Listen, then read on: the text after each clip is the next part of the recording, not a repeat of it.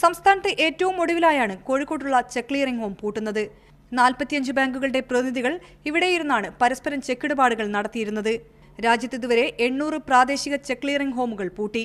Reserve ബാങ്കിന്റെയും state bank of ഇന്ത്യയുടെയും നിയന്ത്രണത്തിലാണ് check clearing ഹോമുകൾ പ്രവർത്തിക്കുന്നത്. ഇനി മുതൽ നാഷണൽ പേയ്മെന്റ് കോർപ്പറേഷൻ ഓഫ് ഇന്ത്യയുടെ മേൽനോട്ടത്തിലായിരിക്കും ചെക്ക് ക്ലിയറൻസുകൾ നടത്തുക. ബാങ്കുകളുടെ പ്രവർത്തനങ്ങൾ ഔട്ട്സോഴ്സ് ചെയ്യുന്നതിന്റെ ഭാഗമായാണ് ഇത് വിലയിരുത്തുന്നത്. ഇതോടെ ഇടപാടുകളിലെ സാമ്പത്തിക സുതാര്യത ഇല്ലാതാകുമെന്ന് ആരോപണമുണ്ട്. ഇത് പൂർണ്ണമായും സ്വകാര്യവൽക്കരിക്കപ്പെടുകയും പൊതുമേഖലാ ബാങ്കുകൾ നടത്തിപ്പോകുന്ന ഒരു സംവിധാനത്തെ അട്ടിമറിക്കപ്പെടുകയും ചെയ്യണം. വളരെ സ്വകാര്യമായി, വളരെ സീക്രട്ടായി അതിൻ്റെ പ്രൈവസി മെയിൻറ്റെയിൻ ചെയ്യേണ്ട ഒരു മേഖലയാണ് ബാങ്ക് ചെക്കുകളുടെ ക്ലിയറിംഗ്. അത് ഒരു പ്രൊഫഷണലായി ചെയ്യുന്നതിന് പകരം ഏതോ കൊറിയർ സർവീസുകാരെ കൊണ്ടു കൊടുക്കുന്ന രീതിയിലേക്ക് എത്തുകയാണ്. അതുവഴി ഇതിൻ്റെ സീക്രസി, ബാങ്കുകൾ മെയിൻറ്റെയിൻ ചെയ്യേണ്ട സീക്രസി പോലും ഇല്ലായ്മ ചെയ്യുകയാണ്.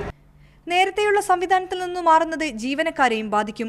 നേരത്തെ 2 തവണയാണ് ക്ലിയറിംഗുകൾ നടത്തിയിരുന്നത്.